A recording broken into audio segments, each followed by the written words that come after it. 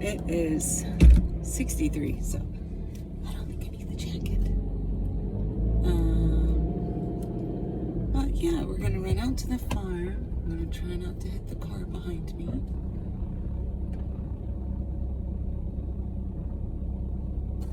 Success. Okay. And we are gonna just kind of look around. We'll check on the garden that Kenny winterized and the little house. Probably turn off the heater. So I don't think it's supposed to freeze tonight, so I'll make that. And yeah, hopefully give y'all a better view of the farm today, because all you've seen is like a glimpse of the pasture, which is the most boring part. Anyway, I'm driving around with Colorado plates still. I've been home for months. But anyway, I just recently got the car horn fixed, so now I can pass an inspection, so now I can get my Texas plates. So anyway, I get a lot of interesting looks, because what the heck are them city folks doing around here? All the way from Colorado. No, they don't quite talk like that here. Man, I look rough. So I still haven't brushed my hair. It's just kind of wildness. I'm like, I was Merida for Halloween for a couple years in a row. I still have the dress. This is why. It's not curly hair, but it's bougie. Not to be confused with bougie. It's bougie, which is like extra bushy. So anywho, a couple of the videos I made, I don't think I'm gonna do. So I just kind of wanted to go over those things again, hopefully in a better format. So yeah, I came home back in February to help take care of my mom. It was more like just to visit, and then when she got her bad diagnosis, just kind of decided to stay and help her, drive her to appointments and, things like that. And it just, things started taking a turn for the worse after Mother's Day, I'm going to say. We all got to get together.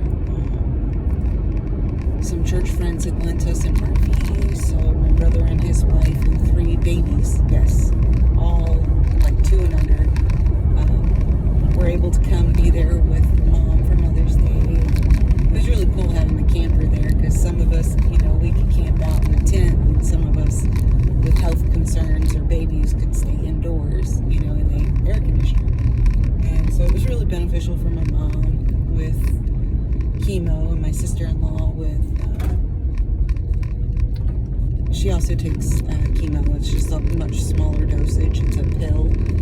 She has chronic myeloid leukemia, and so thank God that is one that can be managed, and there has been a medication put out that helps people go into remission, and that's kind of like why they're all over the place right now. She's getting the best treatment available in Kansas right now, with a CML specialist specifically, so it's really good. But yeah, that was like our last big get together. All of us at the farm. Was Mother's Day weekend, and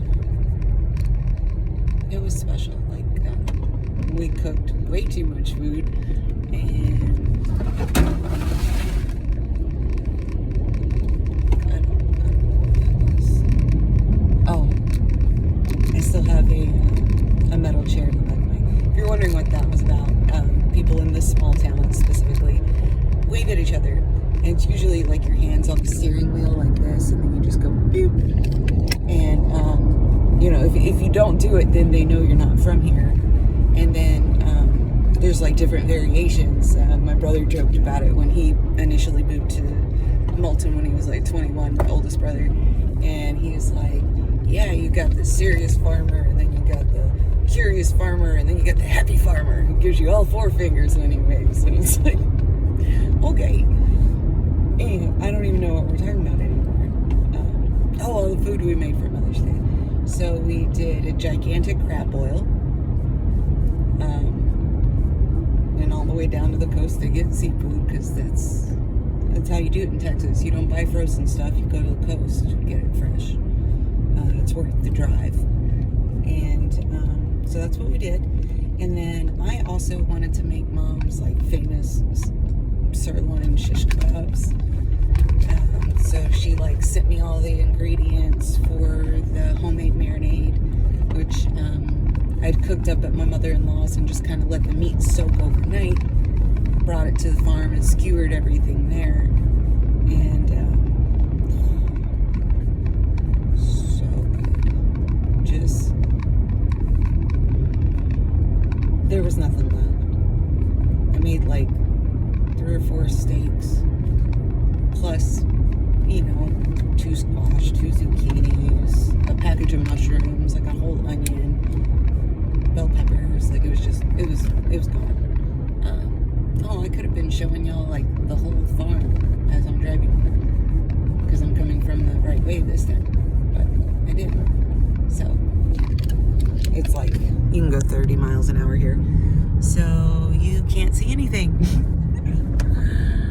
There's the front pasture, and this tree line here is the original homestead. It's like 20 acres, which I guess I could take y'all down that driveway because it's really pretty and creepy, which I like.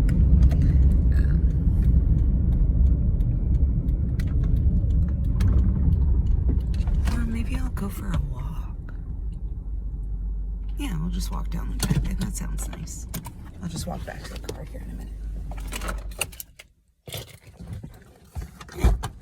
So, as you noticed, it got shady really suddenly.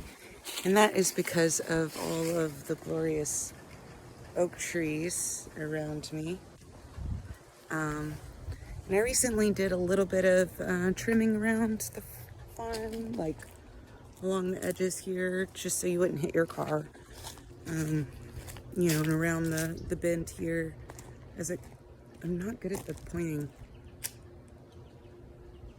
As we go around this bend. Whatever. We'll figure it out. We're gonna go there. Anyway, I trimmed out all of that so you wouldn't hit it. There's a bunch of yopon, and we have a ton of Japanese privet. There's Hercules Club, and we have like 3 or 4 different types of oak trees. So we've got scrub oaks, we've got pin oaks, we've got live oaks, and we've got a lot of oaks, and they're beautiful. And then the driveway like kind of opens up. That's the original drive. It just heads straight south to the original farmhouse, which is like 120, 30 years old. And then the new driveway kind of veers off to the left, and this was to the mobile home my parents had bought and moved out here 10 or 15 years ago and remodeled. And anyway, after Mom started getting sick, it just kind of, I did mention everything fell apart, right? Yeah, I think so. So we still have a couple dogs. You can hear Miss Red. She's the number one alert. She is a long-haired miniature dachshund, and you guessed it, she is red. And she's a varminty little thing. And she also has cancer, just like all the Great Danes. They're just, it's got to be the water here. I don't know. But okay, and then as you come around the bend, the driveway opens up, and Mom planted crepes and vitex all along the curve of the drive.